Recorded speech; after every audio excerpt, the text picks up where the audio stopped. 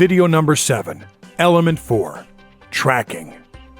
Tracking is extremely important for absolutely any internet marketing task. If you would like to reduce costs and significantly increase productivity, you have to track everything you do online. When marketing online, you will need to be tracking 2 general segments, and according to the results of those 2 general segments, you will have to make 3 wise decisions. The first thing you must track is how well your lead generation system is converting. And the second thing you have to track is how well your sales pages are converting. The first wise decision you must make is about altering or changing your lead generation system. The second wise decision you must make is about altering or changing the traffic source you are using. And the third wise decision you must make is about altering or changing the sales page's content. Lead generation tracking. When building your list, you will need to be tracking 2 things. The first thing you must track is how well your squeeze page is converting. And the second thing you have to track is the traffic source you are using. There are all kinds of awesome tracking tools you can use for this, but I really don't want to get too technical on it. You really don't have to immerse yourself into the complicated website traffic tracking and the opt-in conversion tracking worlds in order to set up a reliable tracking strategy when building your list. You just need to take it easy and use the simple tools. Yeah, that's right. And for that, we are going to use your autoresponder service provider. It will track your results. Yes, that's right.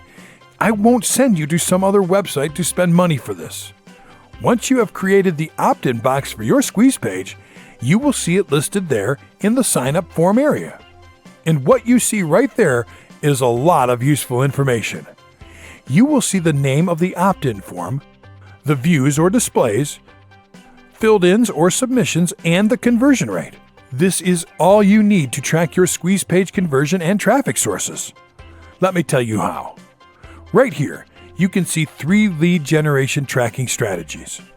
As you can see, I have created several opt-in boxes, and all of them are created to collect leads for the exact same list. I used the name of the opt-in form to identify the traffic source. The views refers to how many times the opt-in box has been shown since you installed it on your squeeze page. This will then mean how many people have visited your squeeze page. The same clicks you see on the traffic service you have decided to use should be the same displays shown here. The filled-ins are the leads generated from the views, and the conversion rate will tell you how well that traffic source and that squeeze page work together. The higher the conversion rate, the better. The conversion rate will be the guide you will use to make the first 2 wise decisions, altering or changing your squeeze page and altering or changing the traffic source. I used several traffic sources for this. For each campaign, I created several squeeze pages to see which one converted the best. So, I cloned the exact same opt-in box and installed it on different squeeze pages and tracked each and every one of them. This way, you can compare which squeeze page converted the best and keep using that one for further testing. A high-converting squeeze page and traffic source will have a success rate from 30% to 50%. We advise you to avoid cheap traffic in order to look for high-quality leads for your business. Cheap traffic hardly converts. What cheap traffic does is kill your squeeze page conversion rate. Remember, you must track your squeeze page and your traffic source. They have to work together. Do not trash a squeeze page until you have tested it on several traffic sources. Testing always takes some money. Once you have reached the sweet spot, you'll be able to collect as many high-quality leads as you want with an extremely low investment by just increasing your budget on something that you know works awesome already. All that money you have invested will come back again real quick, and then you will be able to make a lot of free money in the future from the same leads you have collected before, plus the new ones. List building is just amazing. Some very important advice for you is that once you have installed your opt-in box on your squeeze page, you must test it first. Just visit your squeeze page, put in your name and email, check your email, look for the confirmation email and click on the confirmation link. And also look on your autoresponder service if you are in the list as well. Also, check in the sign-up form area to make sure that the display and submission appears there. Then, after you make sure everything is perfectly connected, avoid revisiting your squeeze page.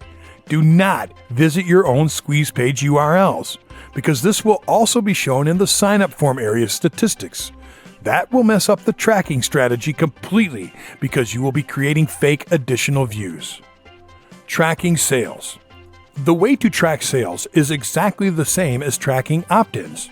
We will also be using your autoresponder service for it, but there will be fewer things to look at. Besides creating opt-in boxes for subscribers, you will also be creating opt-in boxes for buyers, so you can have them on a separate list of contacts. Once you have created the opt-in box for the buyers list, you will see it listed there in the sign-up form area. The only two things you have to care about the most here is on the views and the filled-ins. The two numbers should be exactly the same, because every buyer that visits the buyer's opt-in box after payment, they will want to get access to their purchase, and that will happen once they leave their contact details in the buyer's opt-in box. Therefore, these two numbers, especially the number of filled-ins, will tell you the number of sales. And how can you know how well your sales page is converting? That's very easy too. First of all, let's take the number of submissions from the two different lists. Let's say the free opt-ins are 129. The buyers are 37. To calculate the sales page conversion rate, you first take the number of buyers, 37, and divide it by the number of free opt-ins, 129. And this will give you a value. You take the first two numbers after the dot, in this case it's 28, and that will be the conversion rate percentage. At this point, you already know the squeeze page and traffic source work just great. Here, the most important value to consider as well is the conversion rate. A high converting front-end sales page will have a success rate of no less than 10%, but it will depend on the price of the product and on several other factors. 1% will be the lowest good value. But this may vary. It all depends on your profits. Profit or net income generally implies total revenue minus total expenses. So, if a conversion rate of 1% covers your traffic expenses and gets you an important profit margin, then that's awesome. That conversion rate and the profit margin will help you make the third wise decision, which is altering or changing the sales page's content. And that's how you track.